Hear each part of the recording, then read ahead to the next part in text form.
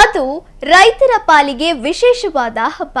ಜ್ಯೇಷ್ಠ ಮಾಸದ ಕೃಷ್ಣ ಪಕ್ಷದ ಅಮಾವಾಸ್ಯೆ ಎಂದು ಆಚರಿಸುವ ಹಬ್ಬ ಇದಾಗಿದ್ದು ಮೊದಲ ಕೃಷಿ ಹಬ್ಬ ಎಂಬ ಹೆಗ್ಗಳಿಕೆಗೆ ಪಾತ್ರವಾಗಿದೆ. ಕಾರ ಹುಣ್ಣಿಮೆ ಬಳಿಕ ಬರುವ ಹಬ್ಬವನ್ನು ಅನ್ನದಾತರು ಶ್ರದ್ಧಾ ಭಕ್ತಿಯಿಂದ ಆಚರಿಸುವುದು ವಿಶೇಷ. ಹಾಗಿದ್ದರೆ ಯಾವುದು ಆ ಹಬ್ಬ ಅಂತೀರಾ?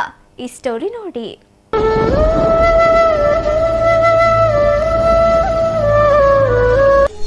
ಮಣ್ಣಿನ ಮಕ್ಕಳೊಂದಿಗೆ ಬೆಸೆಯುವ ಹಬ್ಬ ಮಣ್ಣೆತ್ತಿನ ಅಮಾವಾಸ್ಯೆ.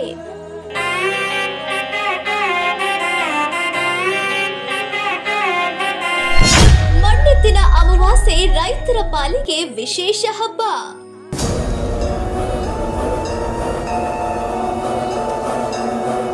ಮಣ್ಣೆತ್ತುಗಳಿಗೆ ಪೂಜೆ ಸಲ್ಲಿಸಿ ಭಕ್ತಿ ಸಮರ್ಪಿಸಿದ ಭಕ್ತರು.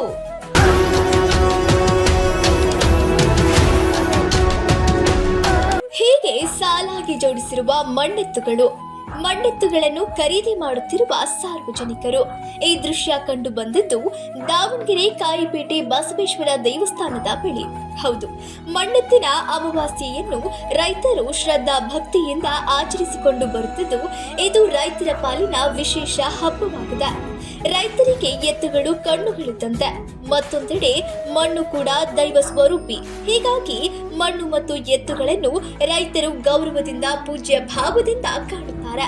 ರೈತರು ತಮ್ಮ ನೋವು ನಲಿವುಗಳನ್ನು ಬದಿಗಿಟ್ಟು ಎತ್ತುಗಳನ್ನು ಪೂಜಿಸುತ್ತಾರೆ. ಇದು ಸನಾತನ ಕಾಲದಿಂದಲೂ ನಡೆದುಕೊಂಡು ಬಂದಿರುವ ಆಚರಣೆಯಾಗಿದೆ. ಕಾರ ಹುಣ್ಣಿಮೆ ಬಳಿಕ ಬರುವ ಮಣ್ಣೆತ್ತಿನ ಅಮಾವಾಸ್ಯೆಯ ಆಚರಣೆಯನ್ನು ಒಂದೊಂದು ಕಡೆ ಒಂದೊಂದು ರೀತಿಯಲ್ಲಿ ಆಚರಿಸುತ್ತಾರೆ. ಅದರಲ್ಲೂ ಉತ್ತರ ಕರ್ನಾಟಕ ಭಾಗದಲ್ಲಿ ಮಣ್ಣೆತ್ತಿನ ಅಮಾವಾಸ್ಯೆ ಆಚರಣೆ ಜೋರಾಗಿರುತ್ತದೆ. ಮಣ್ಣೆತ್ತಿನ ಅಮಾವಾಸ್ಯೆಗೆ ಮನೇಲಿ ಯಾವಾಗಲೂ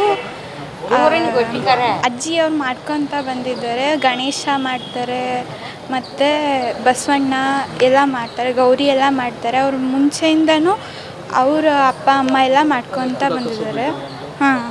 ಅದನ್ನೇ ಅವರು ಮುಂದುವರ್ಸ್ಕೊಂಡು ಹೋಗ್ತಿದ್ದಾರೆ.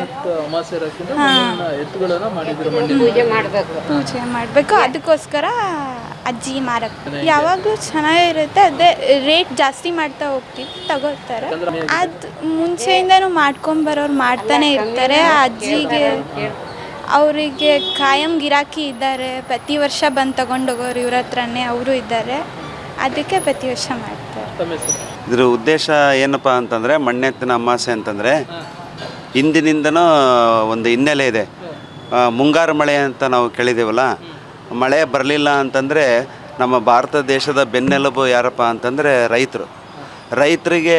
ರೈತರು ಖುಷಿ ಇರಲಿಲ್ಲಪ್ಪ ಅಂತಂದರೆ ನಮ್ಮ ಭಾರತ ದೇಶ ಟೋಟಲಿ ಡೋಲಾಯಮಾನ ಆಗುತ್ತೆ.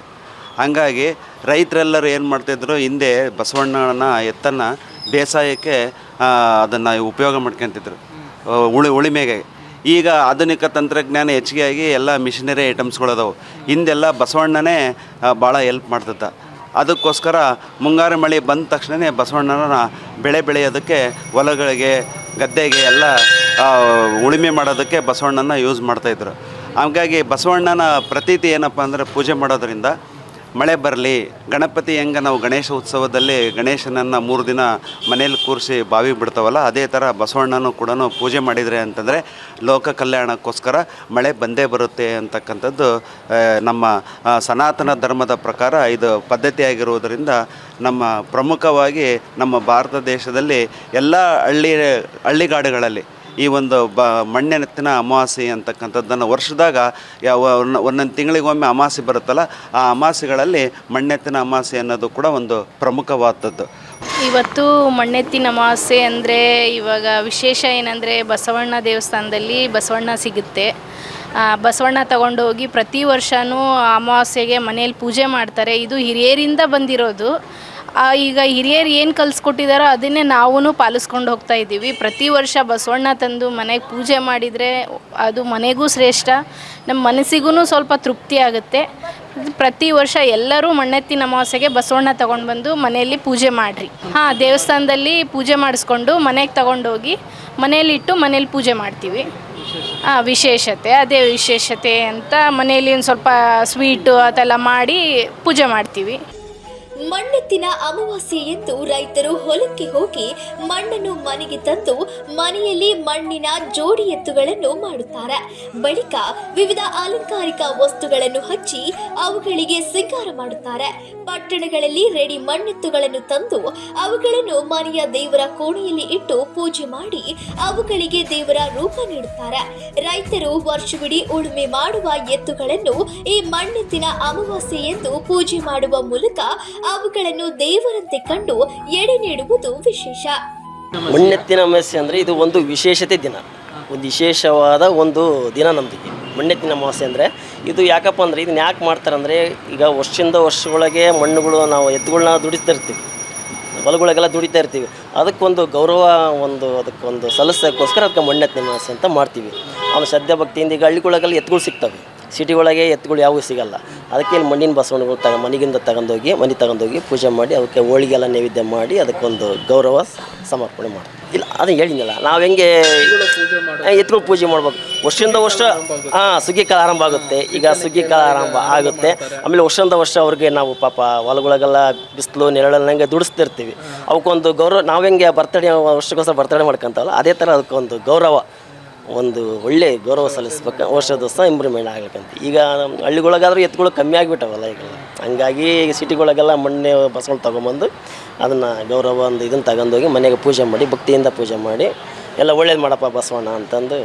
ಇವತ್ತು ಮಣ್ಣೆತ್ತಿನ ಅಮಾವಾಸ್ಯೆ ಅಂದರೆ ಹಳೆ ಊರು ಭಾಗದಲ್ಲಿ ಕಾಯಿಪೇಟೆಯಲ್ಲಿರ್ತಕ್ಕಂಥ ಹೆಸರುವಾಸಿಯಾಗಿರ್ತಕ್ಕಂಥ ಬಸವೇಶ್ವರ ದೇವಸ್ಥಾನದಲ್ಲಿ ವಿಶೇಷ ಪೂಜೆ ನಡೆಯುತ್ತೆ. ಅದೇ ರೀತಿ ದುರ್ಗಮ್ಮನ ದೇವಸ್ಥಾನದಲ್ಲೂ ವಿಶೇಷ ಪೂಜೆ ನಡೆಯುತ್ತೆ. ದಾನಮ್ಮ ದೇವಸ್ಥಾನದಲ್ಲೂ ಕೂಡ ವಿಶೇಷ ಪೂಜೆ ನಡೆಯುತ್ತೆ. ಹಾಗೂ ಕೊಲ್ಲಾಪುರ ಮಹಾಲಕ್ಷ್ಮಿ ದೇವಸ್ಥಾನದಲ್ಲೂ ಕೂಡ ಮಣ್ಣೆತ್ತಿನ ಅಮಾವಾಸ್ಯೆ ಪ್ರಯುಕ್ತ ವಿಶೇಷವಾಗಿ ಪೂಜೆ ನಡೆಯುತ್ತೆ. ಈ ಮಣ್ಣೆತ್ತಿನ ಅಮಾವಾಸ್ಯೆಯ ವಿಶೇಷ ಏನಪ್ಪ ಅಂದರೆ, ಹಿರಿಯರ ಕಾಲದಿಂದನೂ ಈ ಹಳೆ ಭಾಗದಲ್ಲಿ ಬಸವೇಶ್ವರ ದೇವಸ್ಥಾನದಲ್ಲಿ ವಿಶೇಷವಾಗಿ ಪೂಜೆ ನೆರವೇರುತ್ತೆ. ಅದರ ಜೊತೆಗೆ ಮಣ್ಣಿನಿಂದ ಮಾಡಿರ್ತಕ್ಕಂಥ ಬಸವೇಶ್ವರ ಮೂರ್ತಿಯನ್ನು ಎಲ್ಲರೂ ಇಲ್ಲಿದ್ದ ಕೊಂಡೊಯ್ದು ಮನೆಯಲ್ಲಿ ವಿಶೇಷವಾಗಿ ಪೂಜೆಯನ್ನು ಮಾಡಿ ಅದಕ್ಕೆ ಸಿಹಿಯನ್ನು ಮಾಡಿ ನೈವೇದ್ಯವನ್ನು ಮಾಡಿ ಈ ಹಬ್ಬವನ್ನು ಆಚರಿಸ್ತಾರೆ. ಈ ಹಬ್ಬದಲ್ಲಿ ಬಸವಣ್ಣನ ಕೃಪಾಶೀರ್ವಾದ ಭಾಳ ತುಂಬ ವಿಶೇಷವಾಗಿರುತ್ತೆ.